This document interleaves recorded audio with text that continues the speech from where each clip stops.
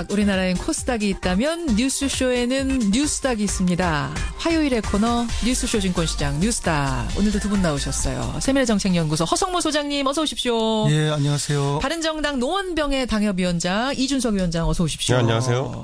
오늘도 이준석 위원장 구두부터 확인하고 시작을 하겠습니다. 오늘 제대로 신고 오셨어요. 예. 조금 피곤해 보이지만. 허성모 소장님 어서 오세요. 예.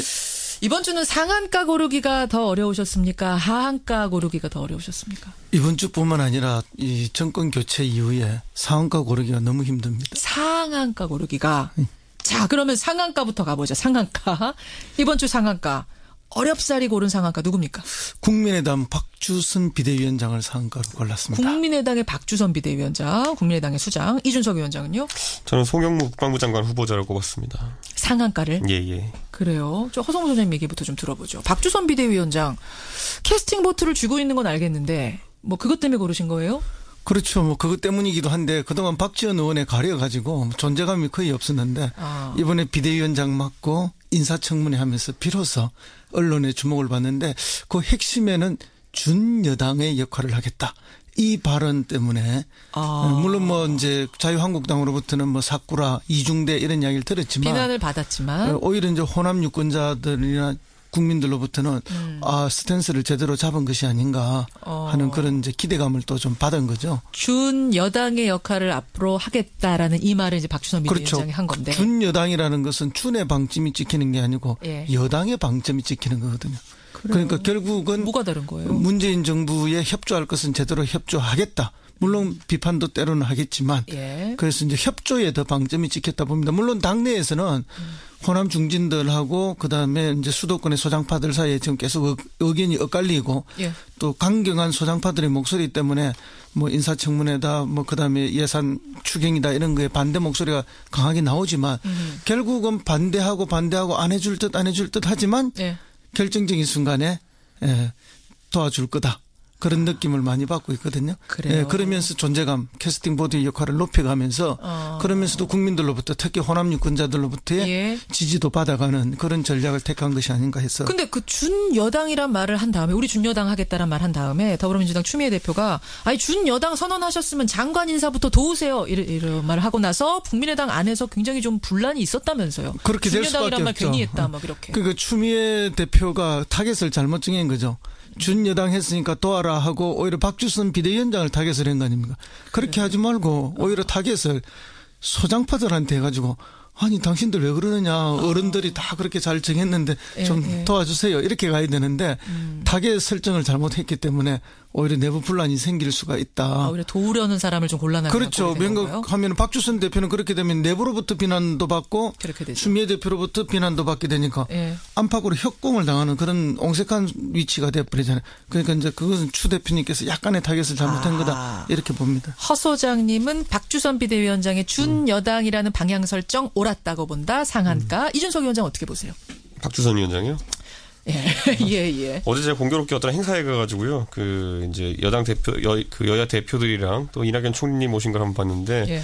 박주선 비대위원장님 이낙연 총리 바로 뒤에 딱 붙어 가시더라고요. 오, 그래요. 저는 그게는 뭐 협치의 분위기를 만들어 나가자는 공감대는 국민의당 내에서 형성된 것 같은데 사실 추미애 대표가 그러니까 협치의 의미를 너무 좁혀버리고 있죠 지금. 그러니까 예를 들어 예전에 그런 거 있지 않았습니까? 내 말대로 하면 소통 아니면 불통 뭐 이런 식으로 규정짓는 형태의 정치 문화가 있었는데 지금도 우리 말 들어주면 협치 아니면 협치가 아니다. 뭐 이렇게. 몰아가는 것 자체가 협치를 어렵게 좀 만드는 거거든요. 상황을 꼬이게 하고 있다. 그래서 추미애 대표가 뭐 그런 개별적인 사안에 대해 가지고 그럼 협조를 해주지 그러세요. 이렇게 하는 거는 좀 그래 뭐 여당 대표의 역할은 아닐 것이다. 오히려 야당이 아쉬운 게 많은 상황에서는 조금 이해해주는 뉘앙스를 풍기는 건 괜찮거든요. 그래서 약간 그 부분은 아쉽다. 다만 이제 뭐 사실 국민의당이랑 민주당이 뭐 연대를 하거나 아니면 사실상 합당까지 가게 된다 하면은 그거 과반됩니다. 그러면은. 그렇죠. 그렇기 때문에 그 부분을 문재인 정부는 동력 삼고 싶어 할 거기 때문에 국민의당도 그걸 잘 알고 이런 접근을 하는 게 아닌가 싶습니다. 왜냐하면 선거 과정 내내 문재인 대통령이 그 협치 또는 뭐 연정이나 표현을 안 했지만은 국민의당하고 정의당하고는 할 수 있다는 이야기를 여러 차례 반복적으로 했습니다. 예. 그리고 실제 국민의당은 뭐 이중대나 사쿠라가 아니고 과거에 본부 중대였어요. 그렇죠. 동교단계를 중심으로가 본부 중대였기 때문에 정서적으로 아무 문제가 없어요. 다만 이제 뭐 여러 가지 계기 때문에 그렇게 헤어지고 뭐 비난하고 이렇게 갈라지곤 하지만 아니 부모 자식이나 형제 간에도 싸웠다가 좋아졌다가 싸웠다가 좋아졌는데 뭐 그런 부분은 제가 크게 걱정하지는 않는데요. 어쨌든 그 추 의원님이 조금 여유를 가지고 봐야 되는 게 왠가하면 답답한 사람이 우물파잖아요. 그렇지만 그 아무리 국민적 지지율이 문재인 대통령이 높다 하더라도 지금은 협조를 요청하고 답답한 위치에 놓은 거는 대통령하고 여당이기 때문에 자세를 조금 더 낮추고 목마른 사람은 정부 여당이니까 그렇게 하는 태도가 필요합니다. 여기서 잠깐 그 얘기해 볼게요. 아까 박지원 전 대표가 뭐라고 했냐면 강경화 후보자 임명 강행하면 안 된다. 지금 강경화 후보자 임명 강행할 경우에는 다음 주에 국회 인준받아야 되는 김희수 후보자를 포기하는 셈이 된다.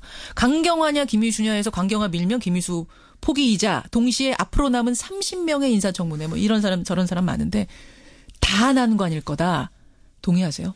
어지간해서 인사청문회에서 이제 부적격 의견 또는 어떤 지연이 나오게 됐을 때 그걸 강행하는 인사를 했던 정부가 딱 하나 있었거든요. 어디죠? 박근혜 정부거든요. 그렇죠. 그게. 보통은 인사청문회에서 좀 삐그덕거린다 싶으면은 여야 타협을 통해 가지고 그러면 뭐 물릴 사람이 누구냐 이렇게 해서 협상 모드로 들어갔던 게 지금까지 청문회 문화였거든요. 그런데 박근혜 정부 때 그걸 강행해버리면서 인사청문회를 사실 유명무실하게 만들어버리는 어떤 측면도 있기 때문에 그 행태 또한 과거에 그 민주당 쪽에서 그 전 여당이던 새누리당을 비판하던 단골 소지였거든요. 그렇기 때문에 이번에 만약에 공수 교대가 된 상황 속에서 비슷한 모양새가 만약에 나오게 된다면은 뭐 실제 강경화 후보자가 어떤 사람이냐, 김희수 후보자가 어떤 사람이냐, 뭐 이런 것과 관계없이 그냥 절차적인 면을 너무 무시하고 강행한다라는 비판을 또 받을 수 있기 때문에 여당도 고민이 많을 겁니다. 어떻게 해야 돼요, 소장님 근데? 인내심을 가지고 기다려야 되고 타임 스케줄을 잘 짜야 됩니다. 타임 스케줄을 다 잘 짜서 더 설득하면 될 거라고 보세요? 아니요, 뭐 막판에 어떤 다른 방법을 택할 수도 있지만 그게 최후의 수단까지 인내하는 모습을 보여주고 또 그 이전에 타임 스케줄상 먼저 인준돼야 될 분들이 먼저 갈 수 있도록 하는 그런 전략이 필요하죠. 지금 많은 분들이 아까 그 인터뷰 들으시고 문자 주시는데 그러니까 도대체 어디까지 설득을 해야 되고 어떻게 설득을 해야 된다는 건지를 잘 모르겠다. 왜냐하면 이제 국민들이 결국은 심판자잖아요. 국민들의 여론이 지금 대통령 지지율이 높다고 해서 그 모든 걸 동의해 주는 건 아닌데 결국은 국회가 발목 잡기만을 하고 있다. 도저히 안 된다.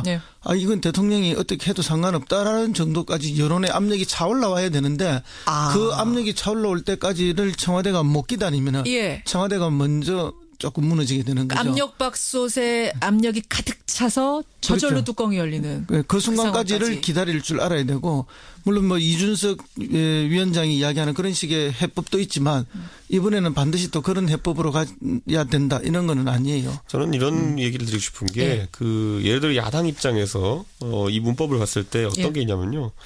강경화 장관 후보자에 대한 여러 의혹이 제기되었는데 어느 순간에 좀 의아한 이제 퍼포먼스들이 몇 번 있었던 게 전직 외교부 장관이 갑자기 전부 다 지지 선언을 한다든지 10명이 지지 선언을 이런 모양새들이 보였는데 그분들이 공무원이 대다수고 어지간해서는 자발적으로 모인다고 보는 사람은 거의 없습니다.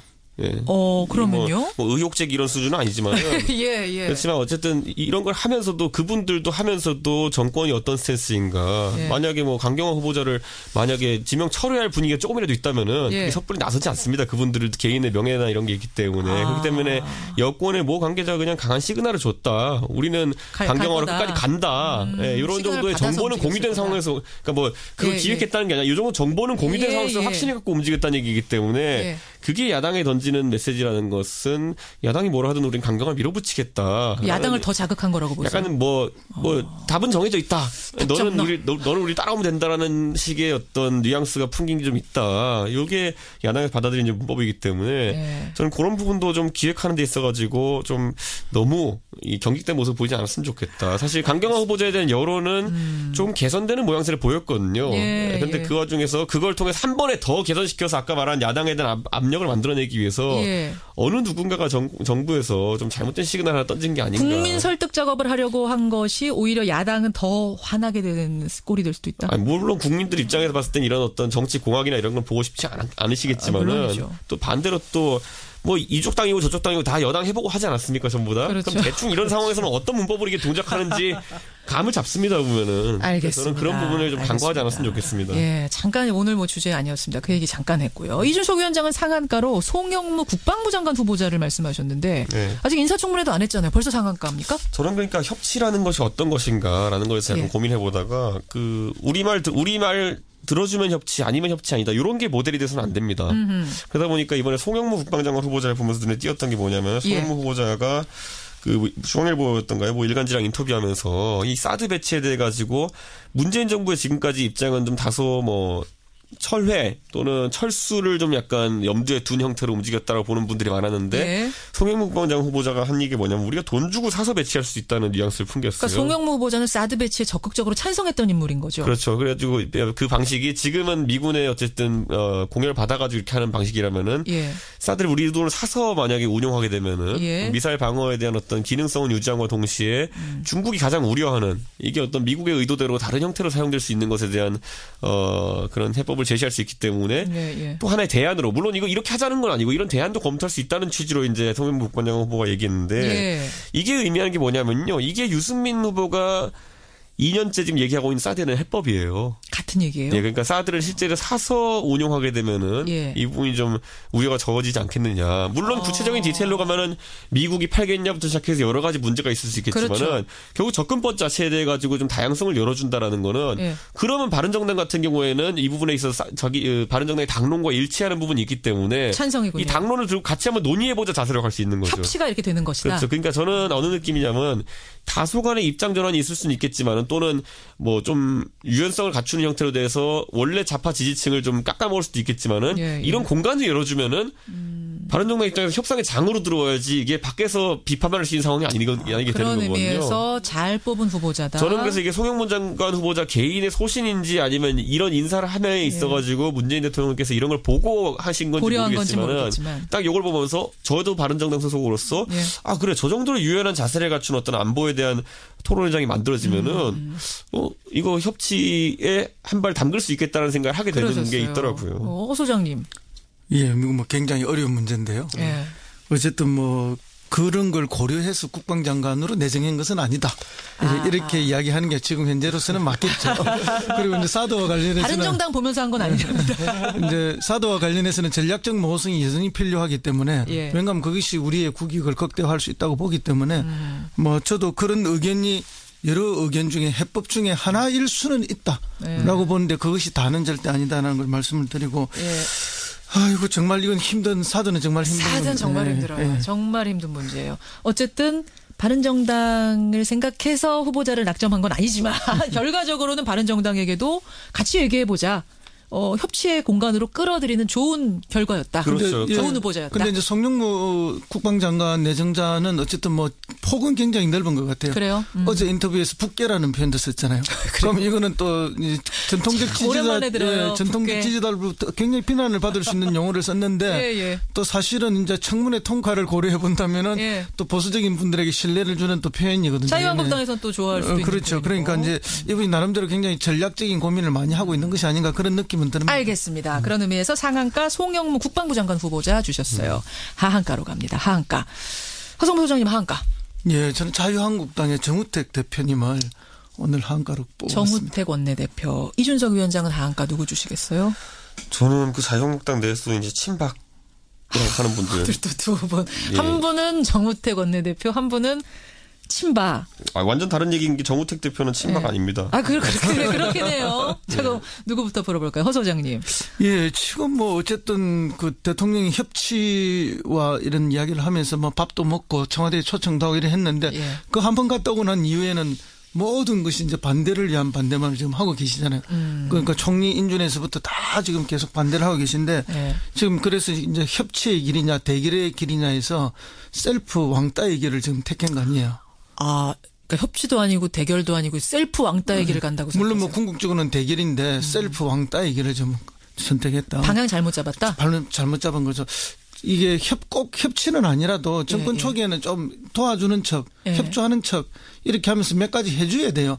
그렇게 해서 이제 국민들로부터 또는 국회나 야당의 역할이 뭐 이렇게 잘하는구나 하는 기본을 만든 다음에 예. 결정적인 여러 가지 이제 약점들이 나올 때 완전한 그 대결의 길을 가면서 주도권을 쥐어야 되는데 예. 전혀 설득력 없는 방식으로의 대결 그러니까 왕따의 길만 스스로 택해서 가기 때문에 실질적으로 이제 당의 발전이라든지 뭐 내년 선거를 앞두고 이렇게 간다라고 예상을 하지만 이게 내년 선거에 대한 도움이 사실 별로 안 될 거라고 저는. 아니 근데 지금 저희가 리얼미터 매주 조사하잖아요. 그거 보면은 자유한국당이 소폭이지만 강경한 자세를 취한 다음부터 조금씩 오르긴 했거든요. 조금씩. 예, 그런 게 반영됐다라고 볼 수도 있지만 실제 지금 당장 지방선거를 한다면은 예. 사실은 그 누구죠? 홍준표 후보가 받았던 정도의 지지율은 예. 결국은 또 나오게 되어 있습니다. 아. 그러니까 그 지지율까지는 뭐 여론조사 안 잡힌다 하더라도 예. 선거를 하면 나오는 지지율이기 때문에 지금 미세한 변화는 강경한 투쟁을 해서 나왔다고 이렇게 보기는 그것 어렵습니다. 때문은 아니라고 보시는 거예요. 그 조그만한 소폭 상승은. 사실은 이제 뭐 대선에서 패한 후에 살살 정신을 차려가는 그런 수준이다 이렇게 봐야죠. 그러니까 사실 그 예전에 박근혜 정부가 초기에 출범했을 때도 보면은 야당이 뭘 해도 지지율이 안 오르는 상태가 좀 있었거든요. 그렇죠. 그때 그리고 뭐 아무리 대여 강경 투쟁을 많이 한다 그래도 일정 수준 이상으로는 국민들이 지지를 안 보내는 그런 현상이 있었는데 그게 아마 지금 자유한국당이 그대로 빠져있는 지금 슬럼프가 아닐까라는 생각을 좀 하게 되고요. 그 중에서도 근데 친박한테 하한가를 주신 이유는 뭡니까? 어려운 상황, 당 전체가 어려운 상황인데?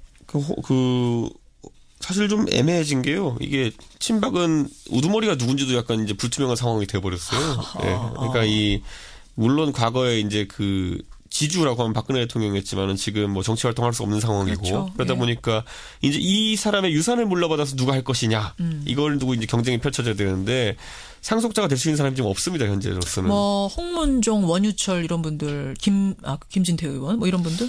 그분들은 한 번도 그러니까 어떤 철학적인 면에서 네. 어떤 걸 계승하겠다는 그런 뉘앙스를 보여준 적도 없고요. 그리고 무엇보다도 지난 탄핵 국면이나 아니면 여러 가지 뭐 이 재판 과정 이런 데서 또 그렇다고 해서 적극적으로 박근혜 대통령 유산을 상속받기 위한 어떤 움직임을 보인 것도 아닙니다. 지지자들에게. 아니라고 보시는 거군요. 예, 차라리 오히려 그걸 과감하게 해보려고 예. 큰 꿈을 안고 뛰쳐나갔던 그 조원진. 곰돌이 후보. 예, 곰돌이 후보님. 우리 조원진 후보가 차라리 그런 면에서 의지는 보였다라고 할 수 있겠지만은, 예, 가지고 성공적이지 못했고, 그래서 현재 지금 그 상속자가 없는 상태로 지금 이제 친박은 이번 전당대회에 돌입해야 되는데, 예.